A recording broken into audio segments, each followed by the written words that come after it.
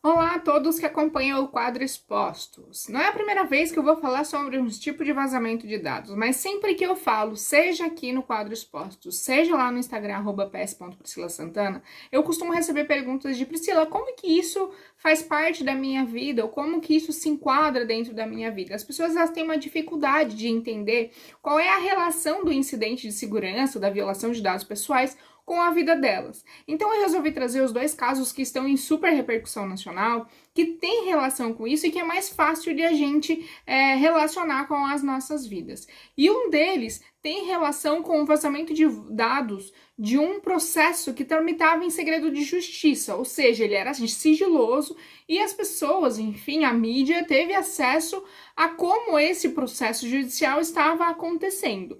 E um outro caso é o caso em que uma enfermeira vazou dados clínicos de uma paciente para um jornalista aí de fofoca. Seguindo a ordem cronológica, então primeiro eu vou falar sobre esse caso relacionado ao segredo de justiça em que vazou os dados. Importante ressaltar que eu não vou falar nem sobre o aspecto abortivo, se é legal ou não, nem sobre a questão legal relacionada ao vazamento da informação especificamente lá do hospital. O que eu quero falar aqui é sobre vazamento de dados, que os dois casos a gente tem aí essa análise de repercussão. Outro ponto importante que eu quero dizer para vocês é que não precisa ser um ataque hacker para que haja um incidente de segurança ou um vazamento de dados. Essas duas situações provam isso. Então, nesses casos, como a gente tem uma grande relação entre esses dois casos, eu vou falar muito mais sobre o aspecto de segurança da informação de ambos os casos. É claro que fica quase inviável a gente falar sobre esses temas sem abordar alguns aspectos jurídicos. E por isso eu preciso alertá-los que no caso do processo judicial que tramitava em segredo de justiça, ou seja, que as informações contidas naquela ação eram de caráter sigiloso, eu preciso trazer ali um texto legal, né? Lá do Código de Processo Civil, o artigo 155 diz que os atos processuais são públicos, correm toda a vida em segredo de justiça os processos. O que isso quer dizer, né?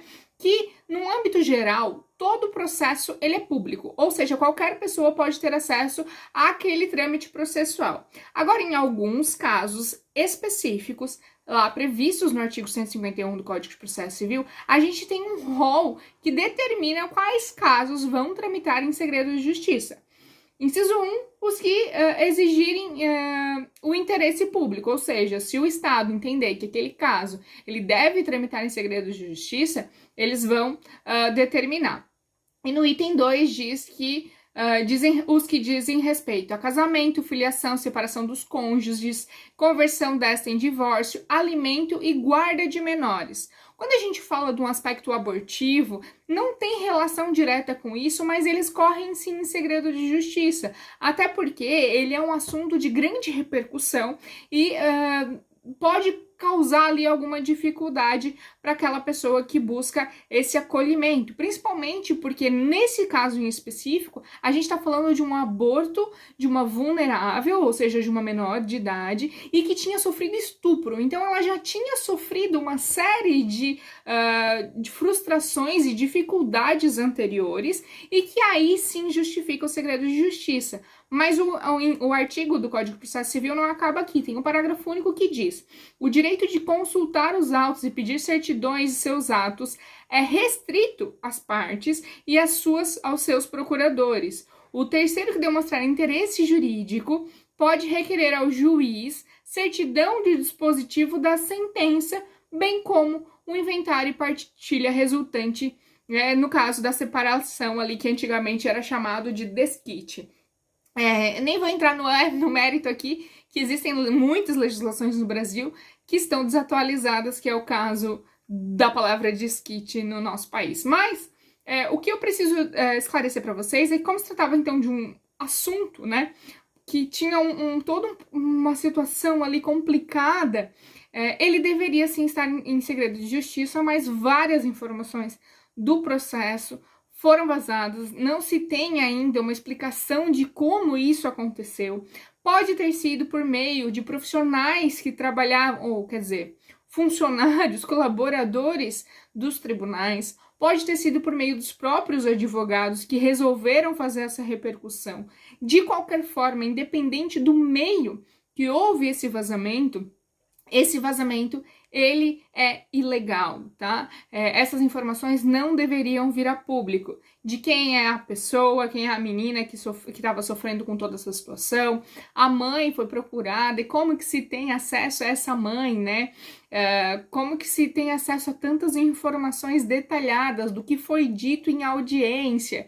Enfim, né? A gente tem muitas informações da juíza e de todos os envolvidos ali diante desses processos que estão na mídia e que não deveriam estar, porque esse processo deveria correr em segredo de justiça.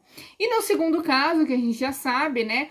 A própria artista fez uma carta explicando dessa situação, mas fato é que, para quem não acompanhou, né? Ela sofreu um abuso, resultou, né, na gravidez, e ela, ao invés de abortar, ela resolveu, então, ter o filho e entregar o filho para adoção. Nesse caso em específico, a questão é que uma enfermeira vazou as informações para um suposto jornalista. E quando a gente vê essa situação acontecendo, a gente está falando sobre outra violação de dados pessoais, a gente está falando sobre dados muitas vezes sensíveis, porque o prontuário médico, se foi essas informações que vazaram, né, se chegou a vazar o prontuário médico, ela contém informações sensíveis. Dentro da Lei de Proteção de Dados, a gente tem todo um acolhimento muito mais rígido quando se trata de dados pessoais, e aí a gente está falando, então, de direitos muito delicados sendo violados.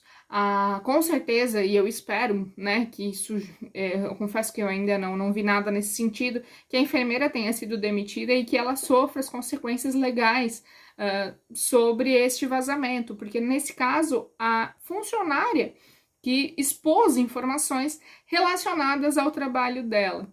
E o que eu quero trazer para vocês é que muitas vezes a gente não vê nenhum problema em expor informações relacionadas ao nosso trabalho, mas que, a depender do assunto ou até a organização, o que ela acredita, essas informações elas só devem ser tratadas dentro do âmbito profissional. Existem informações que não podem vazar, não pode ser comentado num grupo de amigos tomando um vinho em casa, não pode passar para jornalista nenhum tipo de informação como essa. Isso porque a gente tem que entender as consequências de falar esse tipo de informações e que muitas vezes a gente acaba deixando de lado. E nesses dois casos a gente consegue ver a quantidade de repercussão que isso tudo está acontecendo. A gente está falando de pessoas, a gente está falando de mulheres que sofreram violências, que já estão lidando com um trauma de ter uma gravidez, que, né, é uma violação que deu fruto a uma gravidez e que elas tiveram que tomar toda uma atitude voltada a essa situação. Então, assim, a gente está falando de humanos sendo violados, tanto no âmbito mais íntimo e pessoal, quanto violados de forma pública, né? Porque a partir disso, gente, querendo ou não, vai surgir piada, vai surgir pessoas falando coisas ruins sobre elas, vai existir um julgamento delas sem nem entender profundamente essa situação. Então, a gente tem que tomar muito cuidado com esse tipo de situação, a gente tem que aculturar muito os nossos funcionários para que eles não sejam a próxima enfermeira aí contando informações sigilosas da nossa organização. A gente tem que informar e ensinar essas pessoas que o que está dentro da organização só cabe à organização ter conhecimento, né? A gente tem vários casos de funcionários que saem, inclusive, de uma organização e levam informações sigilosas para outra. Tudo isso é vazamento de dados que vai além, né, de um ataque hacker.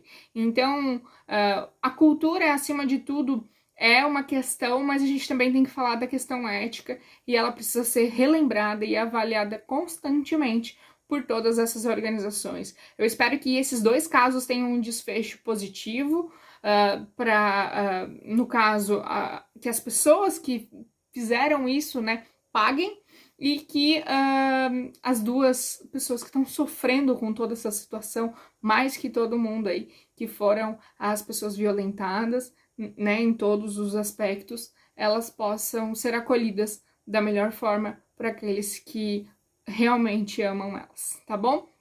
Eu espero que vocês tenham gostado desses esclarecimentos que eu trouxe aqui no Expostos, e qualquer sugestão e qualquer informação que vocês queiram que eu debata ou traga aqui para vocês, é só me procurar no @ps.priscilasantana. Até mais!